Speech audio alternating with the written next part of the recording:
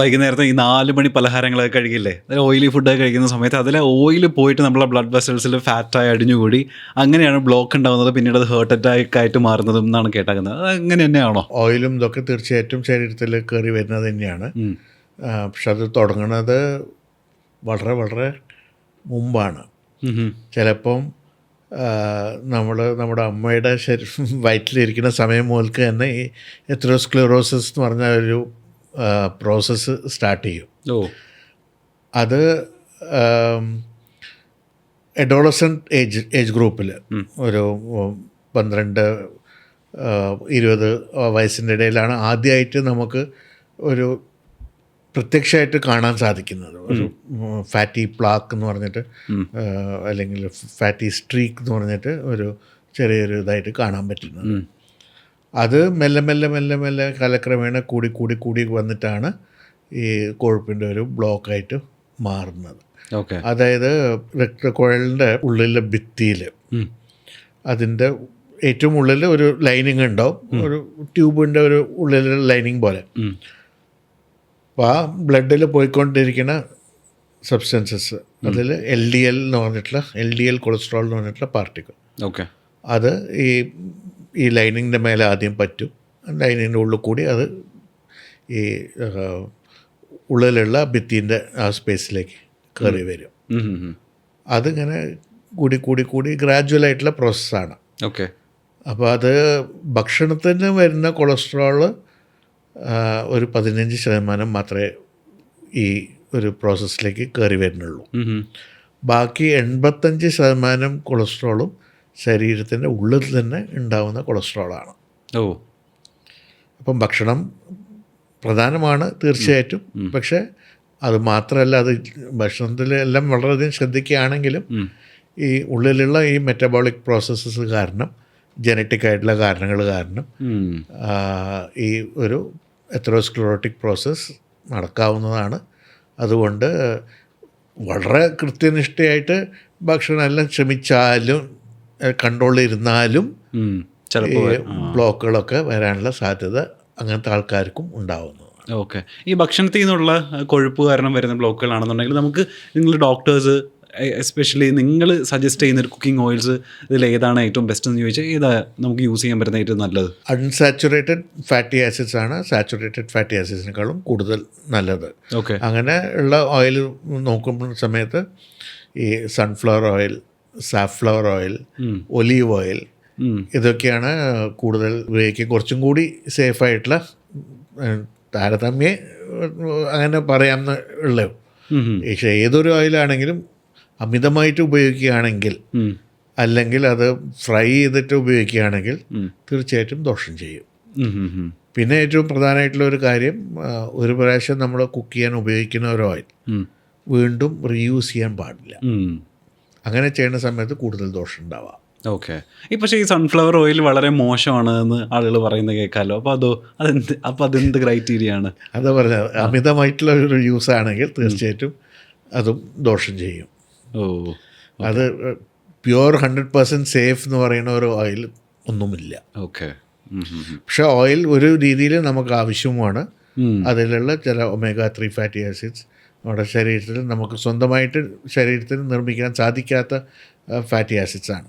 അപ്പോൾ അത് നമ്മുടെ ഡെവലപ്മെൻറ്റിനും സെല്ലിൻ്റെ ഡെവലപ്മെൻറ്റിനും വേണ്ടിയിട്ടും സെൽ വാളിൻ്റെ സിന്തസിസിന് വേണ്ടിയിട്ടും ഇതൊക്കെ അത്യാവശ്യമാണ്. സെല്ലിൻ്റെ പല പ്രവർത്തനങ്ങൾക്കും ഈ ഒരു ഓയിലിൻ്റെ ആവശ്യമുണ്ട്. പക്ഷെ അത് അമിതമായിട്ടുള്ള ഒരു ലെവലിൽ വരുമ്പോഴാണ്, അത് LDL കൊളസ്ട്രോളിൻ്റെ രൂപത്തിൽ വരുമ്പോഴാണ് അത് ദോഷം ചെയ്യുന്നത്. ഈ ആൻജിയോപ്ലാസ്റ്റി കഴിഞ്ഞ ആൾക്കാർക്കും പിന്നെയും ഹാർട്ട് അറ്റാക്ക് വരാനുള്ള സാധ്യതയുണ്ടാവുമോ? തീർച്ചയായിട്ടും.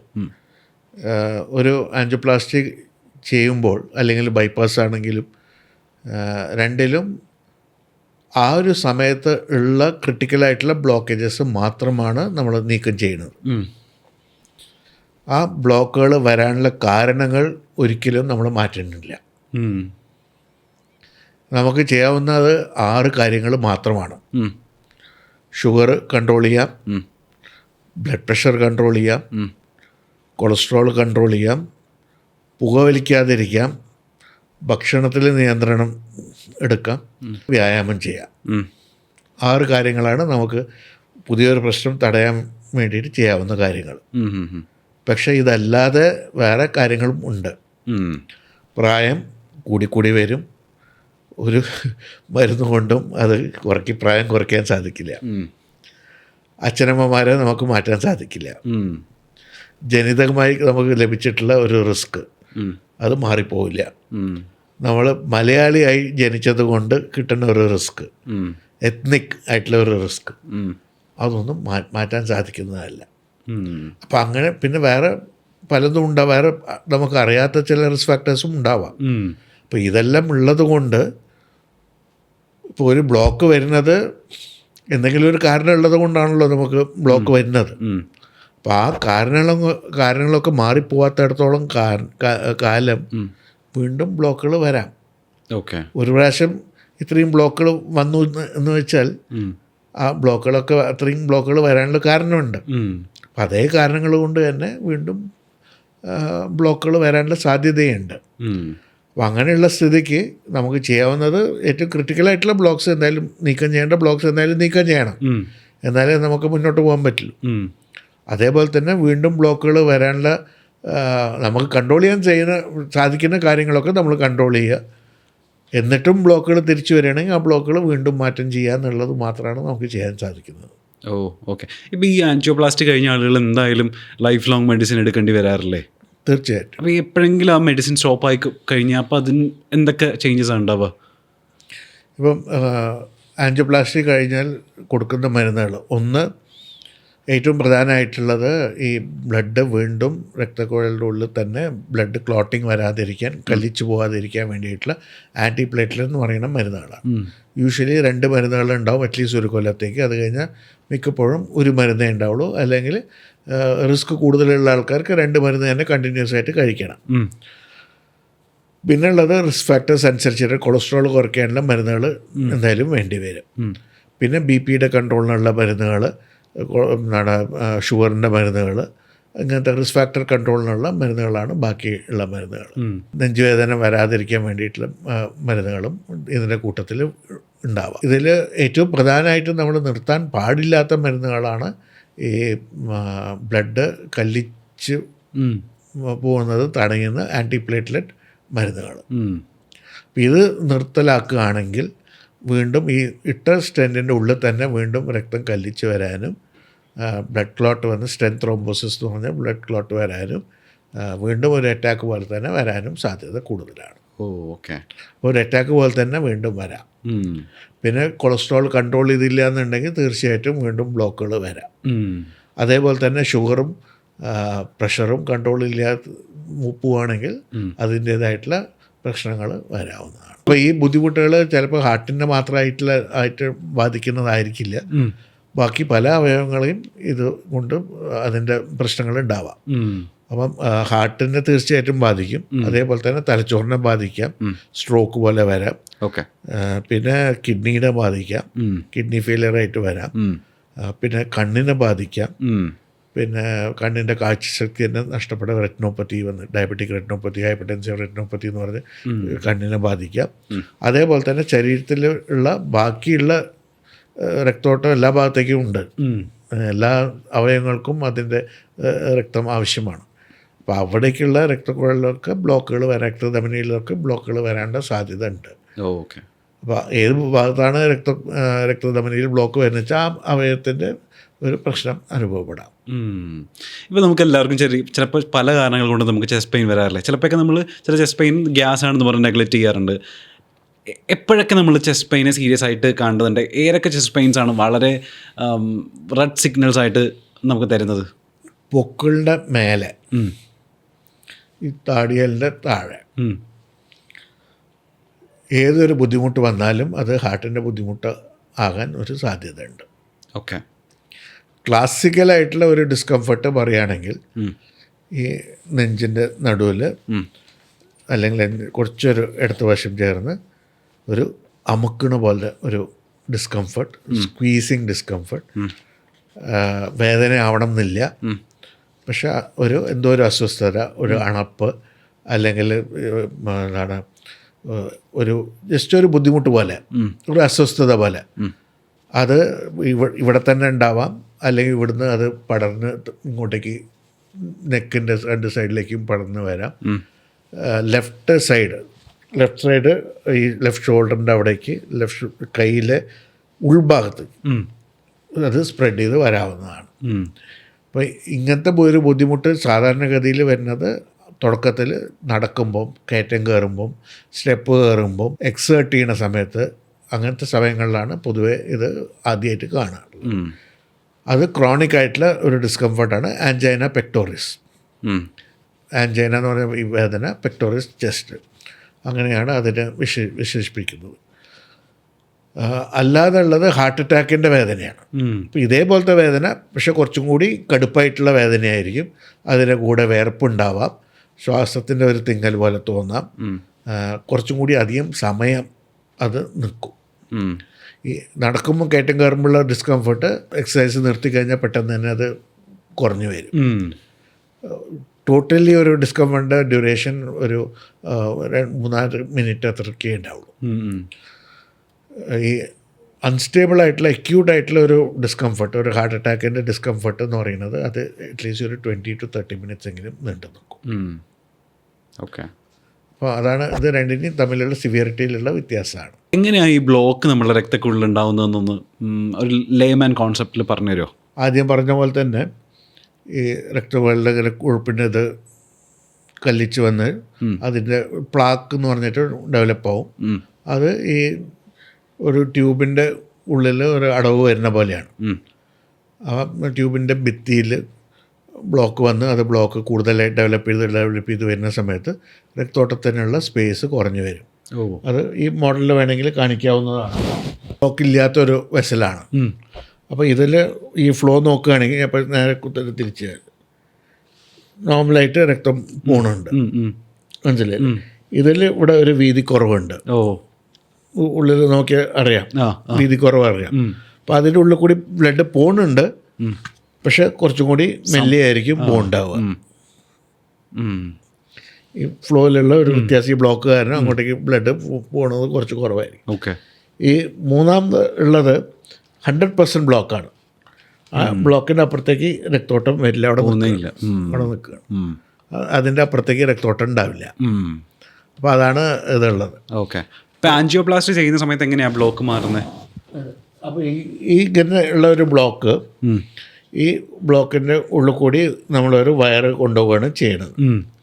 ആ വയറിന് മേലെ കൂടി ഒരു ബലൂൺ കൊണ്ടുപോയിട്ട് ബലൂൺ ഇവിടെ ബ്ലോക്കിൻ്റെ അവിടെ പൊസിഷൻ ചെയ്തിട്ട് ബലൂൺ വികസിപ്പിക്കുകയാണ് ചെയ്യുന്നത്.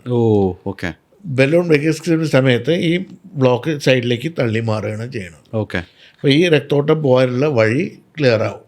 തിരിച്ച് ബ്ലോക്ക് വരാതിരിക്കാൻ വേണ്ടിയിട്ട് അവിടെ ഒരു സ്റ്റെൻറ്റ് എന്ന് പറഞ്ഞിട്ട് ഒരു സ്പ്രിങ് പോലത്തെ ഒരു സാധനം ഫിക്സ് ചെയ്തു. അതും ഇതിൽ കാണിച്ചു തരാം. ബ്ലഡ് വെസലിനെ കട്ട് ചെയ്തിട്ടുള്ള പിക്ചറാണ്. അപ്പോൾ ഇത് നോർമലായിട്ടുള്ള ബ്ലഡ് വെസലാണ്, ഭിത്തിയുണ്ട്, അതിൻ്റെ ഉള്ളിൽ ലൈനിങ് ഉണ്ട്, എല്ലാം ക്ലിയറാണ്. അപ്പം ഗ്രാജ്വലി ഇങ്ങനെയാണ് ബ്ലോക്ക് ഡെവലപ്പ് ആവുന്നത്. ഈ മഞ്ഞ കാണുന്നത് കൊളസ്ട്രോൾ വന്ന് ഡെപ്പോസിറ്റ് ആവുന്നത്. അത് ഈ ഉള്ളിലെ ലൈനിങ്ങിൻ്റെ നേരെ ഉള്ളിലാണ്. അതിങ്ങനെ ഡെവലപ്പായി ഇങ്ങനെ കൂടുതലായിട്ട് വരും. അങ്ങനെ കൂടുതലായിട്ട് വരുന്ന സമയത്ത് ഇതിൻ്റെ ഉള്ളിലുള്ള ഇവിടെ ഇങ്ങനെ ബ്ലഡ് ഫ്ലോ ചെയ്തുകൊണ്ടിരിക്കുകയാണ്. ഈ ട്യൂബിൻ്റെ ഉള്ളിൽ ബ്ലഡ് ഫ്ലോ ചെയ്തുകൊണ്ടിരിക്കുകയാണ്. അതിൻ്റെ ഉള്ളിൽ ഈ ലൈനിങ് ചിലപ്പം പൊട്ടുമ്പോൾ, ഇപ്പോൾ ടെൻഷനുള്ള സമയങ്ങളിൽ അല്ലെങ്കിൽ വേറെ എന്തെങ്കിലും സ്ട്രെസ്സോ അല്ലെങ്കിൽ സഡനായിട്ടുള്ള ഒരു എക്സേഷൻ, നമുക്ക് പതിവില്ലാത്തൊരു എക്സേഷൻ, ഒരു ഷോക്കായിട്ടുള്ള ന്യൂസ്, പല കാരണങ്ങളും ഉണ്ടാവാം. അങ്ങനത്തെ സമയങ്ങളിൽ ഈ ഉള്ളിലെ ലൈനിങ് പൊട്ടുമ്പോൾ ഈ ബ്ലഡും ഈ കൊളസ്ട്രോളും തമ്മിൽ മിക്സ് ആവുകയാണ്. അപ്പോൾ ബ്ലഡിൻ്റെ പ്രോപ്പർട്ടി എന്താണ്? എന്തെങ്കിലും ബ്ലഡ് വെസലിൻ്റെ പുറത്ത് വരികയാണ്. ഇപ്പം നമ്മുടെ കയ്യിൽ എന്തെങ്കിലും ഒരു മുറിവുണ്ടാവുകയാണെങ്കിൽ അവിടെ രക്തം കല്ലിച്ച് വരികയാണ് ചെയ്യുന്നത്. അതേപോലെ തന്നെ ഈ ബ്ലഡ് ക്ലോട്ട് ബ്ലഡ് വെസലിൻ്റെ ഉള്ളിൽ തന്നെ ഉണ്ടാവുകയാണ് ചെയ്യുന്നത്.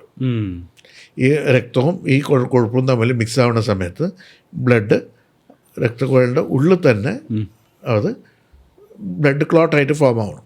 അപ്പം ബ്ലഡ് ക്ലോട്ട് ആകുമ്പം ഈ ക്ലോട്ടിൻ്റെ അപ്പുറത്തേക്ക് രക്തോട്ടത്തിന് പോകാൻ വഴിയില്ല. അപ്പോൾ ഈ ക്ലോട്ട് 2 രീതിയിലുണ്ടാവാം. ഒന്ന് കംപ്ലീറ്റ് ആയിട്ട് ബ്ലഡ് വെസൽ ബ്ലോക്ക് ആവണം പോലെ. അങ്ങനെ വരുന്ന കംപ്ലീറ്റ് ആയിട്ട് ബ്ലഡ് വെസൽ ബ്ലോക്ക് ആകുമ്പോഴാണ് ഈ മേജർ ഹാർട്ട് അറ്റാക്ക് വരുന്നത്. ഭാഗികമായിട്ടുള്ള ഒരു ബ്ലോക്ക് ആണെങ്കിൽ അത് എന്താണ് ഒരു മൈനർ ഹാർട്ട് അറ്റാക്ക് ആയിട്ട് വരുന്നു. ഈ ബ്ലഡ് ക്ലോട്ട് ഫോം ആവുന്നത് വളരെ പെട്ടെന്ന് സംഭവിക്കുന്ന ഒരു ഇതാണ്. അപ്പോൾ അതിന് എല്ലാം കൂടി ഒരു 5-10 മിനിറ്റ് മതി ഈ ഒരു ക്ലോട്ട് ഫോർമേഷൻ വരാനും ഒരു അറ്റാക്കിൻ്റെ തുടക്കം വരാനും. അപ്പം അങ്ങനെ വരുന്ന സമയത്താണ് വേദന വരുന്നത്, വേദന മാറാതെ നിൽക്കുന്നത്. വേദന മാറാതെ നിൽക്കുമ്പം അതിനുള്ള കാരണം എന്താണ്, ഈ ബ്ലോക്കിൻ്റെ അപ്പുറത്തേക്ക് രക്തോട്ടം ഇല്ല. അപ്പോൾ ഇതിനപ്പുറത്തുള്ള മസിൽസിനെല്ലാം ഈ രക്തോട്ടം കിട്ടാത്തത് കൊണ്ടുള്ള ഒരു ഡിസ്കംഫർട്ടാണ് ഈ നെഞ്ചിൻ്റെ വേദനയ്ക്ക് കാരണം. മനസ്സിലായി. ആ ഒരു വേദന കൂടുതലായിട്ട് നിൽക്കുന്ന സമയത്ത് രക്തോട്ടം ആ മസിൽസിന് കിട്ടാതെ നിൽക്കുന്ന സമയത്ത് മസിൽസിന് ഡാമേജ് തുടങ്ങും. ആ മസിലിൻ്റെ ഡാമേജാണ് ഹാർട്ട് അറ്റാക്ക്. മസിൽസിന് ഡാമേജാണ് മയോകാർഡിയൽ ഇൻഫാക്ഷൻ എന്ന് പറയുന്നത്. ആ ഡാമേജ് കാരണമാണ് ഈ വേദന കൂടുതലായിട്ട് വരുന്നത്. അപ്പം വേദന നിൽക്കുകയാണെങ്കിൽ, ആ സമയത്ത് വേദന നിൽക്കുകയാണെങ്കിൽ മസിൽസ് എല്ലാം ഡാമേജ് ആയി കഴിഞ്ഞു എന്നാണ് അതിൻ്റെ അർത്ഥം. പിന്നെ അത് മാറ്റം ചെയ്യണത് ഇങ്ങനെയാണ്. അവിടെ ഒരു വയറ് കടത്തി ബലൂൺ ചെയ്ത് ഈ രക്തക്കട്ട ഉണ്ടെങ്കിൽ രക്തക്കട്ട നമുക്ക് സക്ക് ചെയ്ത് മാറ്റിയെടുക്കാവുന്നതാണ്, ആസ്പിറേറ്റ് ചെയ്ത് കളയാവുന്നതാണ്. എന്നിട്ട് അവിടെ ഒരു സ്പെൻഡ് എന്ന് പറഞ്ഞിട്ട് ഇങ്ങനെ ഒരു മെറ്റലിൻ്റെ ഒരു സ്പ്രിങ് പോലത്തെ ഒരു ഇതാണ്. അത് ബലൂണിൻ്റെ മുകളിൽ തന്നെയായിരിക്കും. ബലൂൺ വികസിപ്പിക്കുമ്പോൾ ഈ സ്റ്റെൻറ്റും എക്സ്പാൻഡ് ആവും. ഈ വെസലിൻ്റെ ഈ വാള് അത് ഒരു സ്കാഫോൾഡ് പോലെ അത് അവിടെ സപ്പോർട്ട് ചെയ്ത് ബ്ലോക്ക് കംപ്ലീറ്റ്ലി ക്ലിയർ ആക്കും. തിരിച്ച് ഒരു അടവ് വരാത്ത രീതിയിൽ. പിന്നെ ഇപ്പോഴത്തെ സ്റ്റെൻസിന് അതിൻ്റെ മേലെ ഒരു ഡ്രഗ് കോട്ട് ചെയ്തിട്ടുണ്ടാവും. 2-3 രീതിയിലുള്ള ഡ്രഗ് ഉണ്ട്. ആ ഡ്രഗ് ഈ ഭിത്തിയിലേക്ക് ഇങ്ങനെ പോയിക്കൊണ്ടിരിക്കും ഒരു 2 മാസം 3 മാസം സമയം. ആ മരുന്നിൻ്റെ ഫലം ഈ തിരിച്ച് അടവ് വരാതിരിക്കുക എന്നുള്ളതാണ്. തിരിച്ച് ബ്ലോക്ക് വരാതിരിക്കാൻ വേണ്ടി സഹായിക്കുന്ന ഒരു മരുന്നാണ്. അങ്ങനെയാണ് ഡ്രഗ് കോട്ടഡ് സ്റ്റെൻഡ് എന്ന് പറഞ്ഞിട്ട് വരുന്നത്. ഈ എല്ലാവർക്കും ഉള്ള പേടിയായി നമ്മൾ ആൻജിയോപ്ലാസ്റ്റി ചെയ്യുന്ന സമയത്ത് സ്റ്റണ്ട് ഇൻസേർട്ട് ചെയ്യുമെന്ന് പറയുമ്പോൾ ഈ സ്റ്റണ്ട് പോയിട്ട് നമ്മളുടെ മനുഷ്യ ശരീരത്തിൽ വെക്കുന്ന സമയത്ത് അത് സ്ക്രാച്ചസ് ഉണ്ടാക്കൂലേ നമ്മളുടെ ബ്ലഡ് വെസൽസിൽ, അതങ്ങനെ ആയുഷ്കാലം അങ്ങനെ തന്നെ നിൽക്കുമോ എന്നൊക്കെയുള്ള കൺഫ്യൂഷൻസ് ആയിരിക്കും. അപ്പോൾ അതെങ്ങനെയാണ് അപ്പോൾ ഇത് പ്രവർത്തിക്കുന്നത്? ഈ സ്റ്റെൻറ്റ് വളരെ ഫൈനായിട്ടുള്ള മെറ്റൽ വെച്ചിട്ടാണ് ഉണ്ടാക്കുന്നത്. സ്റ്റെയിൻലെസ് സ്റ്റീൽ അല്ലെങ്കിൽ ഇപ്പം പ്ലാറ്റിനിയം, ഇറീഡിയം, അങ്ങനെ എലോയ്സ് അങ്ങനത്തെ ഇത് വെച്ചിട്ടാണ് ഈ സ്റ്റെൻറ്റിൻ്റെ നിർമ്മാണം. അതിൻ്റെ തിക്നെസ് എന്ന് പറയുന്നത് യൂഷ്വലി 65 മൈക്രോൺ, 70 മൈക്രോൺ, 85 മൈക്രോൺ, ആ ഒരു റേഞ്ചിലാണുള്ളത്. 100 മൈക്രോൺ ആ ഒരു റേഞ്ചിലാണുള്ളത്. വളരെ വളരെ ചെറുതാണെന്നർത്ഥം. അത് ബലൂണിൻ്റെ മുകളിൽ റാപ്പ് ചെയ്തിട്ടാണ് സ്റ്റെൻറ്റ് ഉള്ളത്.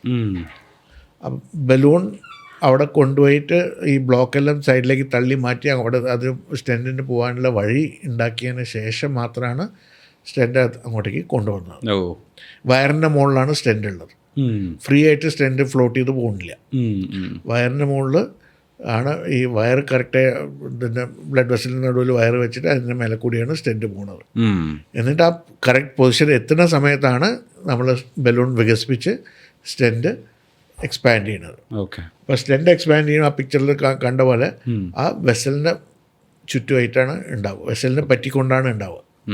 അപ്പോൾ വെസലിൻ്റെ മേലെ എപ്പോസിഷൻ എന്നാണ് നമ്മളതിന് പറയാം, ഈ സ്റ്റെൻറ്റ് എപ്പോസിഷൻ. സ്റ്റെൻറ്റും ഈ ഭിത്തിയായിട്ട് കംപ്ലീറ്റ് ആയിട്ട് മാച്ച് ആയിരിക്കണം, കംപ്ലീറ്റ് ആയിട്ട് എക്സ്പാൻഡ് ആയിട്ട് ഇരിക്കണം. അപ്പോഴാണ് അതിൻ്റെ ഇത് ആവുന്നത്. അപ്പോൾ അത് കറക്റ്റായിട്ടുള്ള രീതിയിൽ നമ്മൾ കൊണ്ടുപോയിട്ടില്ല എന്നുണ്ടെങ്കിൽ ഇതുപോലെ ഭിത്തിയിൽ വിള്ളലൊക്കെ വരാം. അപ്പോൾ കറക്റ്റായിട്ട് സ്റ്റെൻറ്റ് എക്സ്പാൻഡ് ചെയ്തിട്ടില്ല എന്നുണ്ടെങ്കിലും ഇതുപോലത്തെ പ്രശ്നങ്ങൾ ഉണ്ടാവാം. കറക്റ്റായിട്ട് അവിടെ വെച്ച് കഴിഞ്ഞാൽ പിന്നെ അത് ജീവിതാവസാനം വരെ ഒരു ലൈഫ് ലോങ് അവിടെ തന്നെ ഉണ്ടാവും. ഒരു അസ്വസ്ഥത ഉണ്ടാവില്ല. സ്റ്റെൻറ്റ് ഇട്ടത് കൊണ്ടുള്ള അസ്വസ്ഥത ഒന്നും ഉണ്ടാവില്ല. സ്റ്റെൻറ്റ് ആ ബലൂൺ വികസിപ്പിക്കുന്ന സമയത്ത് ഈ ബലൂൺ ആ വെസൽ ഫുള്ളായിട്ട്, ഈ ബലൂണും വെസലിൻ്റെ ഫുള്ളായിട്ട് ബ്ലഡ് ക്ലോട്ട് ബ്ലോക്ക് ചെയ്യുന്ന പോലെ തന്നെ ബലൂണും ഈ ബ്ലഡ് ഫ്ലോ ബ്ലോക്ക് ചെയ്യും. അപ്പം മുമ്പ് അനുഭവിച്ചിരുന്ന അതേ ഡിസ്കംഫർട്ട്, ഈ ബ്ലോക്ക് കാരണമുള്ള അതേ ഡിസ്കംഫർട്ട് ആ സമയത്ത് ഒരു ചെറിയ രീതിയിൽ അനുഭവപ്പെടാവുന്നതാണ്. ഓ ഓക്കെ. അപ്പോൾ ആ ഒരു ഡിസ്കംഫർട്ട് എപ്പോഴും ഓർമ്മ ഉണ്ടാവണം. അതുപോലത്തെ ഒരു ഡിസ്കംഫർട്ട് വന്നാലേ അതൊരു ബ്ലോക്കിൻ്റെ ഡിസ്കംഫർട്ട് പോലെ കണക്കാക്കാൻ പാടുള്ളൂ. അല്ലെങ്കിൽ ഒരു പ്രാവശ്യം ഈ ഹാർട്ടിൻ്റെ അസുഖം വന്ന ഒരാൾക്ക് ഏതൊരു വേദന എവിടെ വന്നാലും അത് ഹാർട്ടിൻ്റെ പ്രശ്നമാണോ എന്നുള്ള സംശയം എപ്പോഴും മനസ്സിലുണ്ടാവും. അത് ഹാർട്ടിൻ്റെ ആണോ അല്ലയോ എന്നുള്ളത് അറിയാനുള്ള ഏറ്റവും എളുപ്പമായിട്ടുള്ള ഒരു വഴിയാണിത്. ഓക്കെ. ഈ ബലൂൺ വികസിക്കുന്ന സമയത്ത് നെഞ്ചിൽ അനുഭവപ്പെട്ട ആൻജിയോപ്ലാസ്റ്റി ചെയ്യുന്ന സമയത്ത് അനുഭവപ്പെട്ട ഒരു ഡിസ്കംഫർട്ട്, അതിൻ്റെ സിവിയറിറ്റിയിൽ വ്യത്യാസങ്ങളുണ്ടാവാം. ചിലപ്പം അതിലും കൂടുതൽ വേദന അനുഭവപ്പെടാം, അല്ലെങ്കിൽ ഇതിലും കുറഞ്ഞ വേദന അനുഭവപ്പെടാം. പക്ഷേ അതേ ക്യാരക്ടറിലുള്ള ഒരു ഡിസ്കംഫർട്ട് അനുഭവപ്പെടുകയാണെങ്കിൽ അത് തീർച്ചയായിട്ടും ഒരു ഹാർട്ടിൻ്റെ ബുദ്ധിമുട്ട് ആവാനാണ് സാധ്യത. അങ്ങനത്തെ ഒരു അനുഭവം വരികയാണെങ്കിൽ വീണ്ടും ഒന്നും കൂടി ബ്ലോക്ക് ഉണ്ടോ ഇല്ലയോ എന്നുള്ളത് ആൻജിയോഗ്രാം ചെയ്ത് നോക്കി ശരിയാക്കുന്നതായിരിക്കും നല്ലത്. ഓക്കെ. ഇപ്പോൾ നമ്മൾ ഹാർട്ട് അറ്റാക്ക് എക്സ്പീരിയൻസ് ചെയ്യുന്ന ആൾക്ക് എവിടെ നിന്നാണ് വേദന വരിക യൂഷ്വലി? ഹാർട്ടിൻ്റെ മസിലിന് രക്തം കിട്ടാത്ത സമയത്ത് ആ മസിലിൻ്റെ വ്യത്യാസങ്ങൾ കാരണം, ആ മസിലിൽ ഉണ്ടാവുന്ന കെമിക്കൽസ് കാരണമാണ് ഈ വേദന അനുഭവപ്പെടുന്നത്. ഓക്കെ. അപ്പോൾ ഈ ഒരു കെമിക്കൽസ് കാരണം ആ ഹാർട്ട് മസിൽസിനും കുറച്ച് നെർവ് സപ്ലൈ ഉണ്ട്, പെയിൻ ഫൈബേഴ്സ് ഉണ്ട്. അപ്പോൾ ഈ പെയിൻ ഫൈബേഴ്സാണ് ഈ ഒരു സെൻസേഷൻ, ഈ എന്താണ് ഇസ്കീമിയ എന്ന് പറയുന്ന ഒരു സെൻസേഷൻ, അതായത് രക്തക്കുറവ് കാരണം വരുന്ന ഒരു സെൻസേഷനാണത്. അത് ഈ പെയിൻ ഫൈബേഴ്സ് വഴി തലച്ചോറിലേക്ക് പോകണു. തലച്ചോറിന് അത് ഒരു വേദന, ഒരു ഡിസ്കംഫർട്ടായിട്ട് ഫീൽ ചെയ്യും. അങ്ങനെയാണ് ഈ ഡിസ്കംഫർട്ട് ഉണ്ടാകുന്നത്. ഇപ്പോൾ ഒരു സർജറി കഴിഞ്ഞ് ട്രാൻസ്പ്ലാന്റ് ചെയ്ത ഒരു ഹാർട്ടാണെന്ന് വിചാരിച്ചോളൂ. അപ്പോൾ ട്രാൻസ്പ്ലാന്റ് ചെയ്യുന്ന സമയത്ത് ഈ പെയിൻ ഫൈബേഴ്സ് എല്ലാം കട്ട് ചെയ്തിട്ടുണ്ടാവും. അങ്ങനത്തെ പേഷ്യൻസിന് നെഞ്ച് വേദനയായിട്ട് അനുഭവപ്പെടണമെന്നില്ല. അതുകൊണ്ട് വേറെ വ്യത്യാസങ്ങൾ, ശ്വാസത്തിൻ്റെത്, പിന്നെ റെഗുലർ ചെക്കപ്പ്, ഇതൊക്കെ തന്നെ വഴിയുള്ളൂ. പിന്നെ ഉള്ളത് ഈ പെയിൻ ഫൈബേഴ്സ് എഫക്റ്റഡ് ആയിട്ടുള്ള ചില അസുഖങ്ങളുണ്ട്. പ്രത്യേകിച്ച് കുഴക്കാലം ഉള്ള ഷുഗറിൻ്റെ പേഷ്യൻസ്, അല്ലെങ്കിൽ കിഡ്നി അസുഖങ്ങളുള്ള പേഷ്യൻസ്, ഇങ്ങനത്തെ പേഷ്യൻസിന് നെഞ്ചുവേദനയായിട്ട് പലപ്പോഴും അനുഭവപ്പെടണമെന്നില്ല. ചിലർക്ക് എന്താണ് വേദന അനുഭവപ്പെടാതെ തന്നെ മേജർ ഹാർട്ട് അറ്റാക്ക് വന്നു പോയിട്ടുണ്ടാവാം. വേറെ ചിലർക്ക് ഈ ഹാർട്ട് അറ്റാക്ക് വന്നതിന് ശേഷം, ഹാർട്ട് മസിലിൻ്റെ ഡാമേജ് വന്നതിന് ശേഷം ഹാർട്ടിൻ്റെ പമ്പിങ്ങിൻ്റെ കുറവ് വന്നതുകൊണ്ട് ഈ ശ്വാസകോശത്തിലേക്കെല്ലാം നീർക്കെട്ടും ഇതൊക്കെ വരുന്ന സമയത്ത് ശ്വാസത്തിൻ്റെ ബുദ്ധിമുട്ടായിട്ട് അനുഭവപ്പെടാം. ചില സമയത്ത് ചിലപ്പോൾ ജസ്റ്റ് വേർക്ക് മാത്രമേ ഉണ്ടാവുള്ളൂ, വേദനയായിട്ട് അനുഭവപ്പെടണമെന്നില്ല. ചില സമയത്ത് ജസ്റ്റ് ഒരു ഗ്യാസിൻ്റെ ഒരു സെൻസേഷൻ പോലെ ഉണ്ടാവാം. അപ്പം പല രീതിയിലും ഇതുപോലത്തെ ഡിസ്കംഫർട്ട് ഉണ്ടാവാം. ഏറ്റവും നല്ലത് ഈ പൊക്കിളിൻ്റെ മേലെയുള്ള ഒരു ഡിസ്കംഫർട്ട്, താടിയലിന് താഴെയുള്ള ഡിസ്കംഫർട്ട് അനുഭവപ്പെടുകയാണെങ്കിൽ അത് ഹാർട്ട് അറ്റാക്ക് അല്ല എന്ന് പ്രൂവ് ചെയ്യുന്നതാണ് ഏറ്റവും നല്ലത്. കാരണം ഗ്യാസിൻ്റെ ബുദ്ധിമുട്ട് വന്നതുകൊണ്ട് പലപ്പോഴും മിക്കവാറും അതുകൊണ്ട് വലിയ ദോഷമൊന്നും വരാൻ പോകുന്നില്ല. ഓക്കെ. അതേപോലെ വേറെ എന്തെങ്കിലും മസിലിൻ്റെ വേദനയോ മസിലിൻ്റെ പിടുത്താണെങ്കിലും, ഈ സന്ധികളിൽ നീർക്കെട്ട് വന്നതാണെങ്കിലും, തൊലീൻ്റെ എന്തെങ്കിലും വേറെ അസുഖങ്ങളാണെങ്കിലും, ഞരമ്പിൻ്റെ എന്തെങ്കിലും ചെറിയ പിടുത്തങ്ങളൊക്കെ ആണെങ്കിലും, അങ്ങനത്തെ വേദനകൾ കൊണ്ട് ഒരു ജീവൻ മരണ വ്യത്യാസം എന്തായാലും വരാൻ പോകുന്നില്ല. പക്ഷെ ഒരു ഹാർട്ട് അറ്റാക്ക് ആണെങ്കിൽ അത് തീർച്ചയായിട്ടും ഒരു ജീവൻ മരണ വ്യത്യാസം വരുന്ന ഒരു സംഭവമാണ്. അത് മിസ് ചെയ്യണത് വലിയൊരു അബദ്ധമാണ്. അപ്പം അതിൻ്റെ ഒരു ഏറ്റവും വലിയൊരു പ്രാധാന്യം, എത്രയും പെട്ടെന്ന് നമ്മൾ ഹാർട്ട് അറ്റാക്കിനെ ചികിത്സിക്കുന്നു, ആ രക്തക്കുഴലിലുള്ള ആ അടവ് എത്രയും പെട്ടെന്ന് മാറ്റിയെടുക്കണം, ആ രക്തക്കട്ട എത്ര പെട്ടെന്ന് മാറ്റി രക്തോട്ടം പുനഃസ്ഥാപിക്കുന്നത് എത്ര പെട്ടെന്ന് സാധിക്കണോ അത്രയും നമുക്ക് മസിൽസിനെ സേവ് ചെയ്യാൻ സാധിക്കും. മനസ്സിലായി. അവിടെ നമുക്ക് ടൈം ഇസ് മസിലാണ്. ആ ടൈം നമുക്ക് എത്ര ലാഭിക്കാൻ പറ്റുന്നോ അത്രയും നമുക്ക് ഹാർട്ട് മസിലിനെ സേവ് ചെയ്യാൻ സാധിക്കും. അത്രയും ഹാർട്ടിൻ്റെ പമ്പിങ് ശരിയാക്കാൻ സാധിക്കും. ഓക്കെ. ഇപ്പോൾ ചിലർക്കൊക്കെ ഇപ്പോൾ ഉറക്കത്തിലായിരിക്കുമല്ലോ ഹാർട്ട് അറ്റാക്ക് വരിക. അപ്പോൾ നമുക്ക് ഇപ്പോൾ ഹാർട്ട് അറ്റാക്ക് തന്നെയാണോ മരണകാരണം നമ്മൾ എങ്ങനെ സ്ഥിരീകരിക്കുക? ഇപ്പോൾ പോസ്റ്റ്മോർട്ടം ചെയ്യാതെ തന്നെ ഇപ്പോൾ മരണത്തിന് ശേഷം ആളുടെ ബോഡി വെച്ചിട്ട് ആൾക്ക് ഹാർട്ട് അറ്റാക്ക് കൊണ്ടാണ് മരണപ്പെട്ടതെന്ന് നമുക്ക് മനസ്സിലാക്കാൻ പറ്റുമോ? അത് കുറച്ച് ബുദ്ധിമുട്ടാണ്. ഇപ്പം നെഞ്ചുവേദന വരുന്ന സമയത്ത് ആ സമയത്ത് ഒരു ECG എടുക്കുകയാണ് ഏറ്റവും നല്ല മാർഗം. നെഞ്ചുവേദന ഉള്ള സമയത്ത് ഒരു ECG എടുക്കുകയാണെങ്കിൽ ECGയിൽ ഈ അറ്റാക്കിൻ്റെയോ അല്ലെങ്കിൽ ഹാർട്ട് മസിലിലെ രക്തക്കുറവുണ്ട് എന്ന് കാണിക്കുന്ന രീതിയിലുള്ള മാറ്റങ്ങൾ പലപ്പോഴും ഉണ്ടാവും.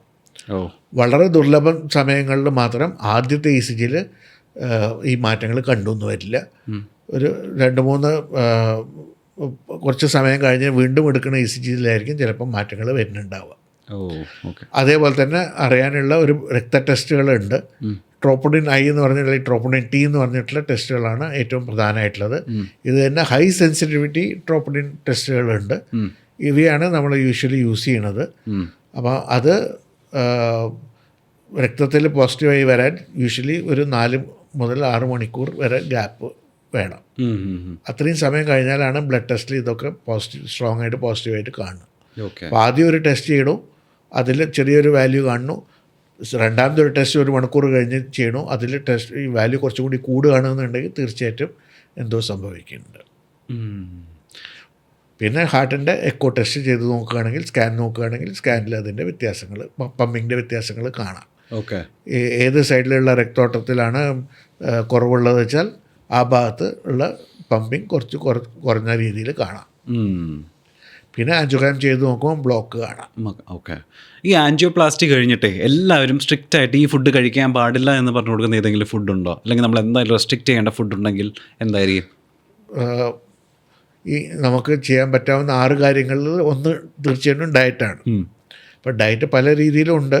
പക്ഷേ ഹാർട്ടിനെ സംബന്ധിച്ച് ഏറ്റവും നല്ലൊരു ഡയറ്റ് എന്ന് പറയുകയാണെങ്കിൽ low salt, low fat, low sugar അല്ലെങ്കിൽ നോ ഷുഗർ ഡയറ്റാണ്.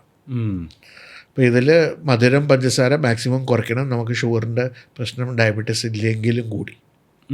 ഈ എക്സസ് ആയിട്ടുള്ള ഷുഗേഴ്സ് എല്ലാം ശരീരത്തിൽ ഫാറ്റായിട്ട് മാറാം. അത് കൺട്രോൾ ചെയ്യാൻ വേണം.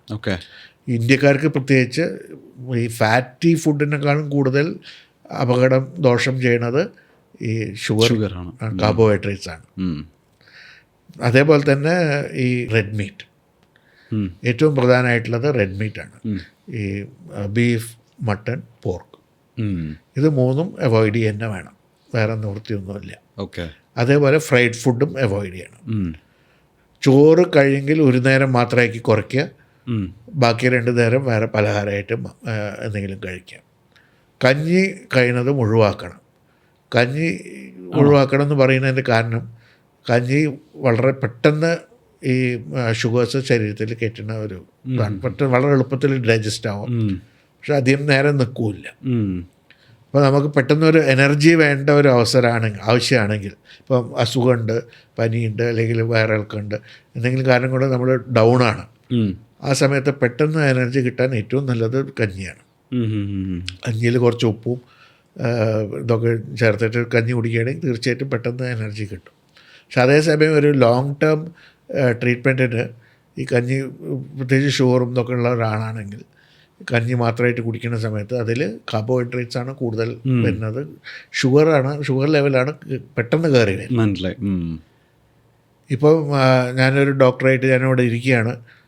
10 പേഷ്യൻസ് ഒരുമിച്ച് കയറി വരികയാണെങ്കിൽ എനിക്ക് എല്ലാവരും കൂടി ചികിത്സിക്കാൻ പറ്റില്ലല്ലോ. ഓരോരുത്തരായിട്ടല്ലേ ചികിത്സിക്കാൻ പറ്റും. അതേപോലെ തന്നെ ഈ കഞ്ഞി കുടിക്കുന്ന സമയത്ത് ശരീരത്തിൽ പെട്ടെന്ന് ഗ്ലൂക്കോസ് ലെവൽ കയറുന്ന സമയത്ത് ശരീരത്തിന് അത് ഹാൻഡിൽ ചെയ്യാൻ ബുദ്ധിമുട്ടാണ്. നേരെ മറിച്ച് ഗ്രാജുവലായിട്ട് അബ്സോർബ് ചെയ്യുന്ന ഏതെങ്കിലും ഒരു ഐറ്റം ആണെങ്കിൽ അത് കുറേം കൂടി എഫിഷ്യൻ്റായിട്ട് അത് ഹാൻഡിൽ ചെയ്യാൻ ശരീരത്തിന് സാധിക്കും. അപ്പോൾ അങ്ങനെ ഒരു ഡിഫറൻസ് വരണം. അപ്പം പ്ലെൻറ്റി ഓഫ് വെജിറ്റബിൾസ് വേണം, ഫ്രൂട്ട്സ്, ഡയബറ്റീസ് ഇല്ലാത്തടത്തോളം കാലം പ്ലെൻറ്റി ഓഫ് ഫ്രൂട്ട്സ് വേണം. ഇതൊക്കെ തന്നെയാണ് ഡയറ്റ്. ഡോക്ടർ, ഈ വാൽവ് റീപ്ലേസ്മെൻറ്റ് എങ്ങനെയാണ് ചെയ്യുന്നത് എന്നുള്ളത് ഒന്ന് ചുരുക്കി ഒന്ന് വ്യക്തമായിട്ട് പറഞ്ഞു തരുമോ? ഈ ഹാർട്ടിൻ്റെ അകത്ത് 4 വാൽവ്സാണുള്ളത്. ഹാർട്ടിൻ്റെ റൈറ്റ് സൈഡിൽ 2 വാൽവ്സും ലെഫ്റ്റ് സൈഡിൽ 2 വാൽവ്സും. ഇപ്പോൾ ലെഫ്റ്റ് സൈഡിലെ വാൽവ്സിനാണ് യൂഷ്വലി റീപ്ലേസ്മെൻറ്റിൻ്റെ ആവശ്യം വരുന്നത്. ചിലപ്പം റൈറ്റ് സൈഡിലെ ട്രൈക്കോസ്പിഡ് വാൽവ് എന്ന് പറയുന്ന വാൽവും ചിലപ്പം റീപ്ലേസ് ചെയ്യേണ്ടി വരാറുണ്ട്. അപ്പോൾ ഇത് പല അസുഖങ്ങൾ കൊണ്ടും ഈ വാൽവിൻ്റെ അസുഖം വരുന്നതാണ്. പ്രായം കൊണ്ട് വരുന്ന ഡീജനറേറ്റീവ് അയോട്ടിക് സ്റ്റെനോസിസ് ആണ് ജനറലി ടാവർ എന്ന് പറഞ്ഞിട്ടുള്ള പ്രൊസീജിയർ വഴി ഞങ്ങൾ മാറ്റുന്നത്. പണ്ട് ഇത് സർജിക്കലി മാത്രമേ ഇത് ചെയ്യാൻ സാധിക്കുന്ന ഒരു പ്രൊസീജിയറായിരുന്നു. ഓപ്പൺ സർജറി ആയി വളരെ മേജറായിട്ടുള്ള സർജറിയാണ്. സർജറീൻ്റെ കൂടെ ബ്ലോക്കും കൂടി മാറ്റണം, ബൈപ്പാസും കൂടി ചെയ്യണം എന്ന് പറയുമ്പോൾ അതിൽ യൂഷ്വലി 1 in 5 ആണ് അതിൻ്റെ മോർട്ടാലിറ്റി റിസ്ക് വരുന്നത്. 5 പേരിൽ പ്രൊസീജിയർ ചെയ്യുകയാണെങ്കിൽ അതിൽ ഒരാൾക്ക് മരണം, അത്രയാണ് റിസ്ക് ഉള്ളത്.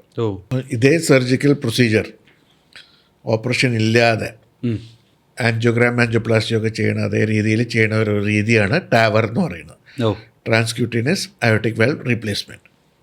അപ്പോൾ തുടയിൽ ഒരു സൂചി വെച്ചിട്ട് സൂചി വഴിയാണ് ഒരു വയറ് കൊണ്ടുപോയി ഈ ബ്ലോക്കായ വാൽവിൻ്റെ ഉള്ളിൽ കൂടി ഹാർട്ടിൻ്റെ ഉള്ളിലേക്ക് വയറിടുകയാണ് ചെയ്യുന്നത്. ആ വയറിൻ്റെ മേലെ കൂടി ഒരു ബലൂൺ കൊണ്ടുപോയിട്ട് ബലൂൺ വികസിപ്പിച്ചിട്ട് ഈ ചുരുങ്ങിയിരിക്കുന്ന വാൽവ് എക്സ്പാൻഡ് ചെയ്യുകയാണ് ചെയ്യുന്നത്. പക്ഷെ അങ്ങനെ ചെയ്യുന്ന സമയത്ത് വാൽവിൻ്റെ ലീക്കേജ് വരാം, വാൽവിൻ്റെ ലീഫ്ലെറ്റ്സിൽ വിള്ളലും ഇതൊക്കെ വരാം. വാൽവ് അങ്ങനെ തുറന്ന് നിൽക്കണം എന്നില്ല, അത് ഇങ്ങനെ തുറന്നും അടഞ്ഞും വരണമല്ലോ. അപ്പം ഹാർട്ടിൻ്റെ പമ്പിങ് ചെയ്യുന്ന സമയത്ത് വാൽവ് തുറന്നിരിക്കണം, ബ്ലഡ് പുറത്തേക്ക് വരണം, ബ്ലഡ് തിരിച്ച് ഹാർട്ടിൻ്റെ ഉള്ളിലേക്ക് പോകാതിരിക്കാൻ വേണ്ടി വാൽവ് കംപ്ലീറ്റ് ആയിട്ട് ക്ലോസ് ആവും വേണം. അങ്ങനെ ചെയ്തിട്ടില്ലെങ്കിൽ വാൽവിൻ്റെ ലീക്കേജ് വരും. വാൽവ് ലീക്കേജ് വരുമ്പോൾ ഇപ്പോൾ ഈ ഹാർട്ട് ബുദ്ധിമുട്ടി പമ്പ് ചെയ്യുന്ന ബ്ലഡെല്ലാം തിരിച്ച് ഹാർട്ടിൻ്റെ ഉള്ളിലേക്ക് തന്നെ വരുമ്പോൾ അത് വേസ്റ്റാണ്. അപ്പോൾ അങ്ങനെ ഒരു ഇത് നിൽക്കണമെങ്കിൽ അവിടെ ആർട്ടിഫിഷ്യലായിട്ടുള്ള വേറൊരു വാൽവ് ഫിറ്റ് തന്നെ വേണം. അപ്പോൾ ഇത് 2 രീതിയിലുള്ള വാൽവ്സ് ഉണ്ട്. ഒന്ന് സെൽഫ് എക്സ്പാൻഡിങ് എന്ന് പറഞ്ഞിട്ടുള്ള വാൽവ്, അത് ജസ്റ്റ് വാൽവ് അവിടെ കൊണ്ടുവന്ന് പൊസിഷൻ ചെയ്ത് അതിൻ്റെ കവറിങ് ഷീറ്റ് മാറ്റുകയാണെങ്കിൽ ഓട്ടോമാറ്റിക്കലി വാൽവ് എക്സ്പാൻഡായി ആ ഒരു സൈസിൽ കറക്റ്റായിട്ട് അവിടെ ഫിക്സ് ആയിട്ട് നിൽക്കും. ഓക്കെ. രണ്ടാമത്തെ രീതിയിലുള്ളത് ബലൂൺ എക്സ്പാൻഡബിൾ വാൽവാണ്. അത് ഇത് മറ്റേ കൊറോണറി ആർട്ടറിയിൽ നമ്മൾ പറഞ്ഞ പോലെ ഈ ബലൂണിൻ്റെ മേലെ ചുരുങ്ങിയിരിക്കുന്ന വാൽവാണ്. അത് ഈ വാൽവിൻ്റെ പൊസിഷനിൽ ഈ ബലൂൺ അവിടെ കൊണ്ടുപോയി ബലൂൺ വികസിക്കുന്ന സമയത്താണ്, ആ ബലൂൺ വികസിക്കുന്ന സമയത്ത് ഈ വാൽവും എക്സ്പാൻഡായിട്ട് ഈ കറക്റ്റ് ആ പൊസിഷനിൽ അവിടെ ഫിക്സ് ആയിട്ട് നിൽക്കും. ബലൂണെല്ലാം ചുരുക്കി ബലൂണും വയറൊക്കെ മാറ്റിയെടുക്കും. എന്നിട്ട് ഈ ആർട്ടറിയിൽ നമ്മൾ സൂചി വെച്ചിരുന്ന ആ ഭാഗം നമ്മൾ ചെറിയൊരു പാച്ച് വെച്ചിട്ടോ അല്ലെങ്കിൽ ചെറിയൊരു സ്റ്റിച്ച് വെച്ചിട്ടോ അത് ക്ലോസ് ചെയ്യും. ഓക്കെ. അപ്പോൾ ഇതെല്ലാം ലോക്കൽ അനസ്തീഷ്യയിൽ തന്നെ ചെയ്യാവുന്ന പ്രൊസീജിയേഴ്സാണ്. ഇതാണ് ചുരുക്കത്തിൽ ടാവർ എന്ന് പറയുന്നത്, okay, transcutaneous aortic valve replacement. Okay.